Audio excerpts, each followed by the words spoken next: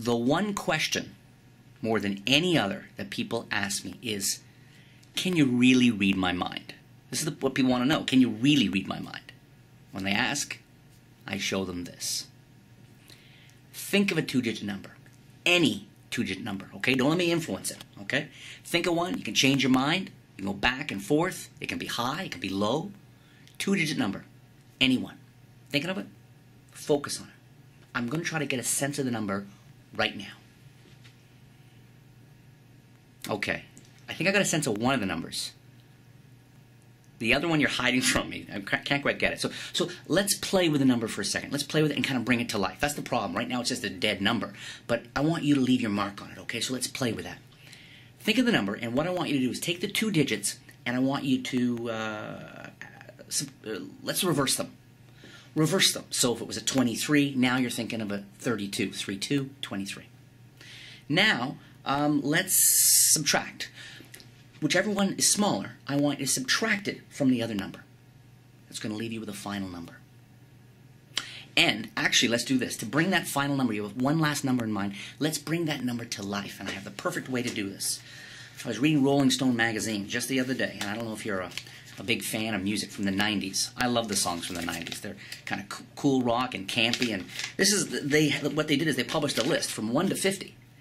50 to 100 of the top 100 songs from the 90s, as I guess voted by their readers. And, you know, everything from Losing My Religion to Under the Bridge to Sabotage to Eminem stuff to NSYNC, Radiohead, Green Day. And, of course, you can extend the list to someone and have other people read off a few of the songs if you want. So you're thinking of a number. Now, rather than trying to get a sense of this dead number in your head, I'm going to ask you to try to get a sense of the melody, the song. Now, like I said, it goes from 1 to 50 on this side, 50 to 100 on that. Your number, is it from 1 to 50 or 50 and 100? 1 to 50. From 1 to 50. Okay, there. Take a look at the song at the spot, at the exact spot. And what I'd like you to try to do is try to get to that spot as quickly as you can on the list. To be clear, we're looking for the song that corresponds to the one number you have in your head, because I don't want your head cluttered with other songs and other titles, okay? Take a look. Did you get it? You got it in your mind? You do. Okay. So you're thinking of a song, one of, what is it, 100 songs. You have one song in mind. I want you to focus on the melody. I could try to go after the artist, but I want you to think of the melody of the song, and I want you to hum it, not out loud. Hum it only in your head. Okay? Okay. I think that was the cool. Is it Living La Vida Loca? Is that what the song is? Yes. The one song out of 100. Proving I can read their mind. Sound waves is a perfect example of doing something truly extraordinary with something wonderfully ordinary. It's surefire. It never, ever misses. Okay? And there's something about music that applies and appeals to everyone, and that's one of the big strengths of this effect. And one of the things that I was so excited about, taking this classic force and applying it to something with as much broad appeal as music. That in itself was cool. But then to find, I'm talking about an ordinary pop culture object. Now, when you get this, it comes along with a whole bunch of, you get many copies of it. Okay, number one. Number two is they're not all the same. What that means is you can completely repeat the effect right away. Because this is the kind of effect that's so strong, people often say, you know, do that again, or no way. There's just no way. Bet you couldn't do it with me, etc., etc. And given the structure, which you probably notice in the performance, is as soon as they've got the song in their head, I tuck the list away, back in my wallet, okay? And again, I mean, this just looks, this looks so perfect. I mean, and you'll see the sheets you get. I mean, you could study them all day long. They look exactly, totally. I mean, we got the right paper, we got the right color, we got the right shine on the paper, we got the right weight. This looks exactly, in this little list, could have come from Rolling Stones, it could have come from a British music magazine, it could have come from so many places around the world, okay? So keep that in mind. The song choices are wonderful. They're fun. You get best of the 90s. You also get a top 100 songs of all time.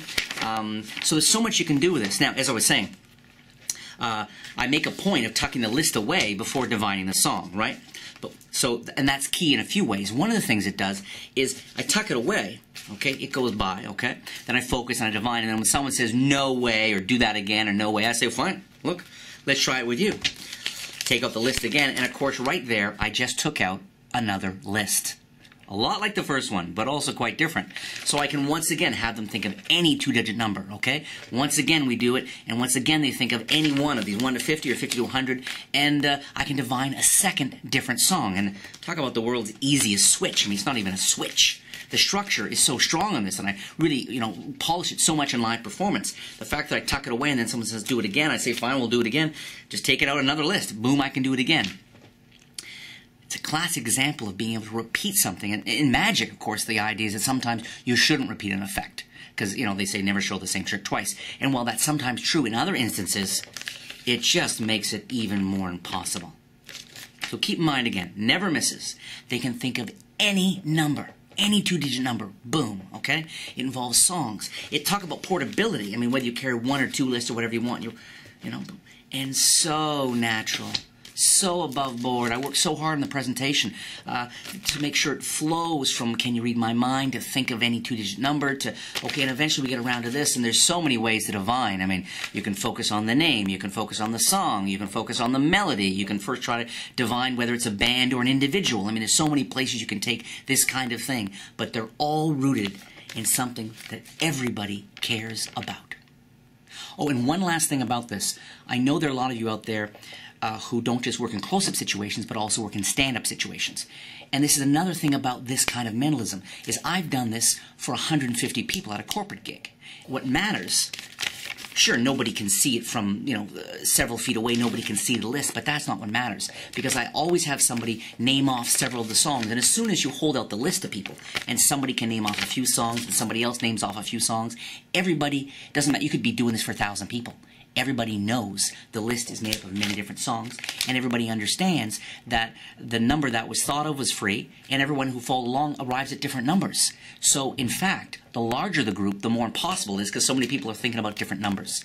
So this baby not only works close-up, it works stand-up. You can do it in stage.